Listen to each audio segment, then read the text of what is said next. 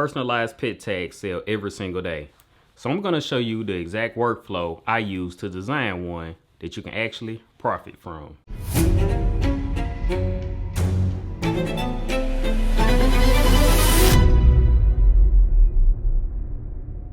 Hey, what's up? TROY, the maker, checking in. Personalized pet products are one of those products that never go out of demand. It's one of them products that works whether you're just getting started or you're already selling. In this video, I'm gonna walk you through my workflow. Started in CorelDRAW for a clean vector design. Then we're gonna move over to Tinkercad to prep it for 3D printing. And in this video, I'm kicking off my new YouTube membership, where the SVG and the STL file for this customizable pet tag is included, along with member only videos where I'll even go deeper into customization. Quick clarification, you do not need CorelDRAW to do this. CorelDRAW is just what I personally use to design the original files. So if you're a channel member, the SVG file is included. So you can import it directly to Tinkercad, which is completely free. And you can still customize the names in Tinkercad. That is exactly why I like this workflow. It keeps the barrier to entry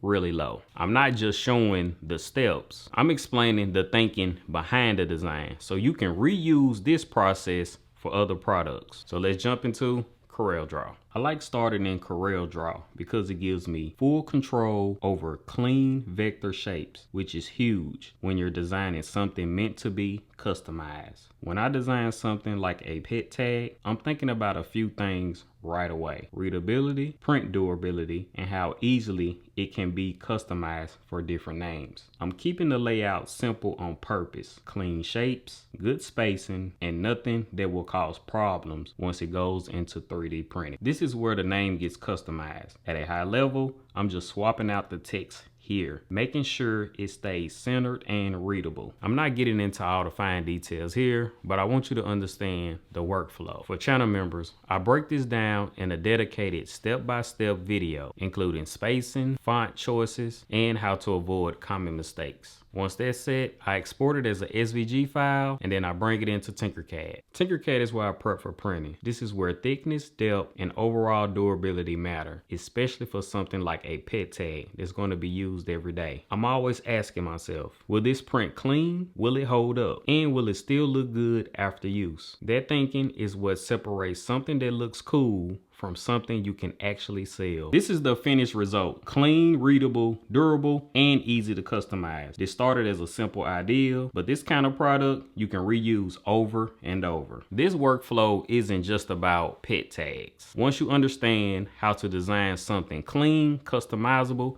and printable, you can apply it to a lot of different products. That's the mindset shift that I'm focusing on with this channel: building useful, sellable designs instead of random prints. If you want this exact pet tag design, the files are included in my YouTube membership. Members also get access to step-by-step videos that go deeper into customization and design decisions. If you want to learn the process, this video is for you. If you want the files and deeper breakdowns, that is what the membership is for. If this helped you think differently about designing for profit, let me know in the comments. And if you like this video and you don't want to miss any of my new ones, make sure you hit that subscribe button, and I'll see you in the next one. Let's go make something else.